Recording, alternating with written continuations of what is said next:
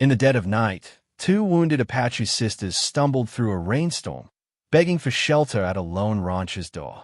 With bounty hunters closing in and nowhere else to run, they expected mercy. Instead, the man gave them one condition: "I'll protect you if you stay as my wives tonight." But what they didn't know, what no one knew, was that he was carrying a buried debt, a hidden guilt, and a vow tied to the woman they died protecting. And by sunrise, the world would know the price of that promise. Before we dive in, tell us in comments where in the world you are watching from. Thunder rolled across the desert night as two Apache sisters staggered through the darkness toward a lone cabin. Rain hammered their backs, mixing with blood that had dried in crooked lines down their arms. When they reached the door, the oldest sister slammed her fist against it, desperate and trembling. The younger clung to her side, eyes wide with the kind of fear that comes only from being hunted.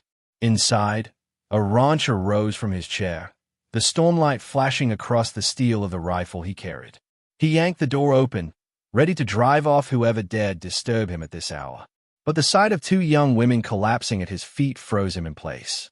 The oldest sister tried to speak, breath shaking, words caught between fear and exhaustion.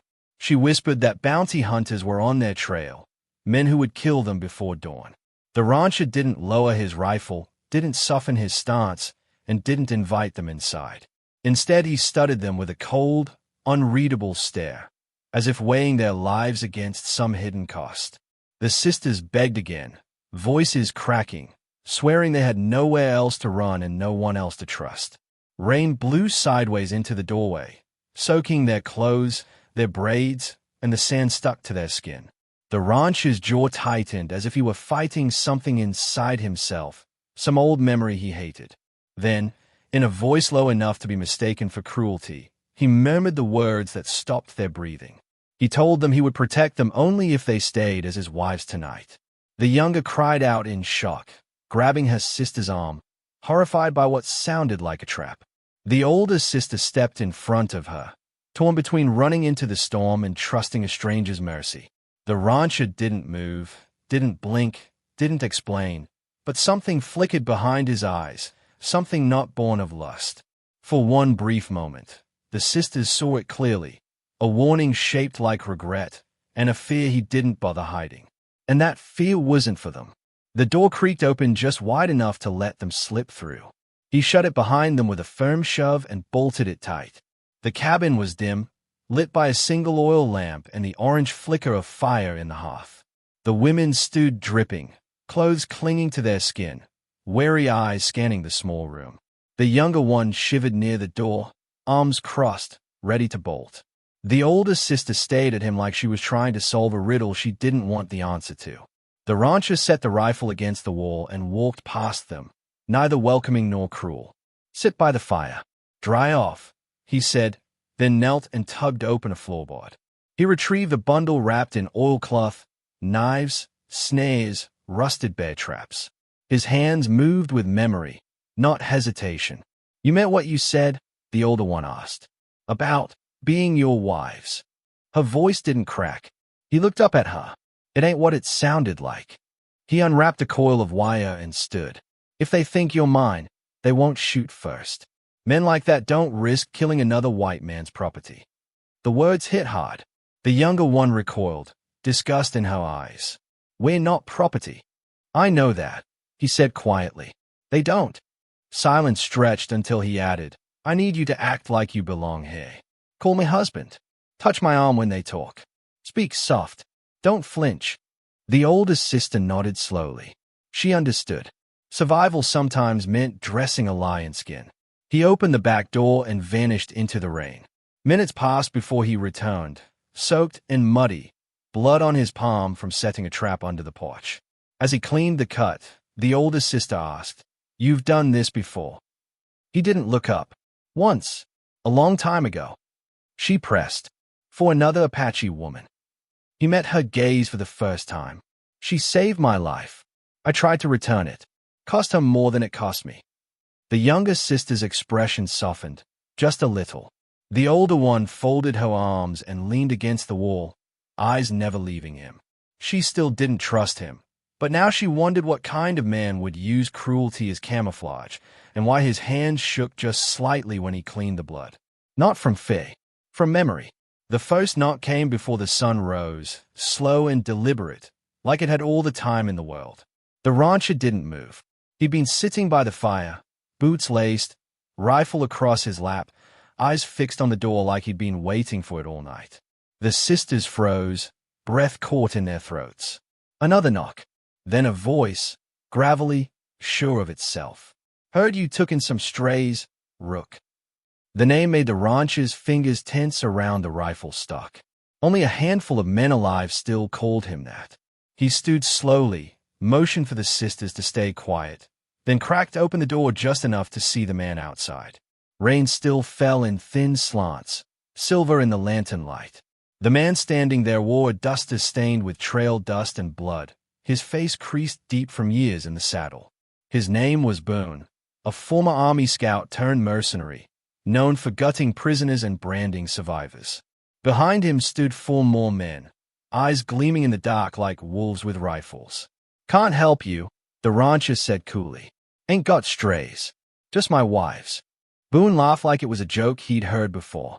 "Funny thing, that. 2 Apache girls run from a dead man's tent, end up here. You sure you want to call them yours?" The rancher's voice didn't waver. "Trespassing, Boone. Don't make me remind you what happened last time you crossed my fence." Boone's eyes narrowed, smile fading. "You protecting murderers now." "I'm protecting what's mine. That's all you need to know." The 2 men stood like statues in the doorway, neither blinking, rain dripping off their hats, hands inches from their weapons. Finally, Boone spat into the mud. "Enjoy your company, Rook. We'll be close."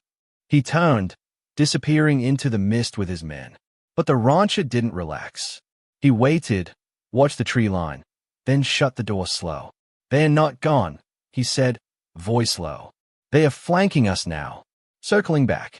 The sisters watched him move to the windows, checking the shutters, sliding a second rifle to the table. "Tonight was the warning," he muttered. "Tomorrow they'll come with fire." He looked at the oldest sister, eyes sharp. "You still want safety?" She nodded. "Then you'd better get ready to fight for it." The rain eased by midday, but the tension inside the cabin only deepened. The younger sister sat sharpening a broken blade near the hearth, her small hands steady despite the weight pressing in from the hills. The older one stood at the window, eyes fixed on the trees beyond the fence line. She hadn't spoken in an hour. Finally, she turned to the rancher, her voice like dry wind scraping over stone. "We didn't kill that man," she said. "He was already dead when we found him. But we saw who did." The rancher didn't look up from his rifle, which he was cleaning with practiced care. "Boone," she said. "He came into our camp, claimed the medicine woman was helping a fugitive, said she was a traitor. She wasn't even armed." The younger sister's eyes flicked up, grief tightening her face. "She was our aunt," she whispered. "He slit her throat in front of us." The room went still. The rancher's hand froze mid-motion. He raised his eyes slowly, and something inside them cracked. "What was her name?" "Taya," the older one said. The sound hit him like a blow. He stood, walked to the back wall, and unhooked a pouch hanging behind an old saddle. From it, he pulled a small, worn leather token marked with beadwork, Apache symbols sewn into its face. "She gave me this after I was ambushed by men I used to ride with. She found me near death and healed me. I never asked why. She just said, 'We don't let good men die alone.'" His voice lowered. "I promised her I'd repay that. I never did." The sisters said nothing for a long time, but the way the older one looked at him changed. The mistrust in her stares softened into something closer to understanding. "You couldn't have known," she said. "But now you do." He looked at her hard. "I owe her, and I'll repay it now." He set down the token, loaded his rifle, and walked to the door. "We make a stand tonight, not because we have to, because she would have." The 3 of them stood in silence, not as strangers, not as enemies, but as the last living witnesses of a woman whose death was meant to be forgotten. The rancher's voice was quiet, firm. "They want to erase her. We won't let them." And from that moment forward, they weren't just surviving. They were keeping a promise. The night was too still. No wind, no rain, just a silence so heavy it pressed against the windows. The rancher stood by the door, shotgun in hand, his breath slow and steady. "They are here," he muttered. A moment later, the first trap sprung, a scream cut short by snapping timber and the wet thud of a body dropping into the pit outside the porch. The sisters jumped. The older one grabbed her bow. The younger lifted a blade wrapped in deer sinew. Outside, boots pounded the dirt. Shadows darted between trees, voices barking curses in the dark. Then came the flash of gunfire, sharp, blinding. The rancher fired first, blasting a shape off the back fence. Another man hit a tripwire and vanished into a spiked ravine the rancher had dug 10 years ago and never hoped to use again. The younger sister crouched low, weaving through shadows inside the cabin, relaying whispered warnings from the floor's creaks and walls' thumps, warrior tactics passed down in her blood. The older one climbed into the loft, loosing arrows with deadly calm. 2 went down before they knew where the death came from. But Boone kept coming. The scout moved like a ghost, silent, cunning, cutting through the chaos with a hunter's eye. He slipped through the back entrance, stepping over a dead comrade, and crept into the cabin. The rancher turned at the last second. Their eyes locked. Boone smiled. "Knew you'd get in the way, Rook." They clashed like bulls in a pen. Fists, elbows. The shotgun knocked away as they crashed into the table, splintering wood and lantern glass. Fire bloomed from the oil, crawling across the floor as the 2 men grappled in the heat and smoke. Boone drove a blade into the rancher's side. The rancher roared, twisting free and slamming Boone's head into the hearth. But the scout rose again, blooded and wild. "She begged me," he spat.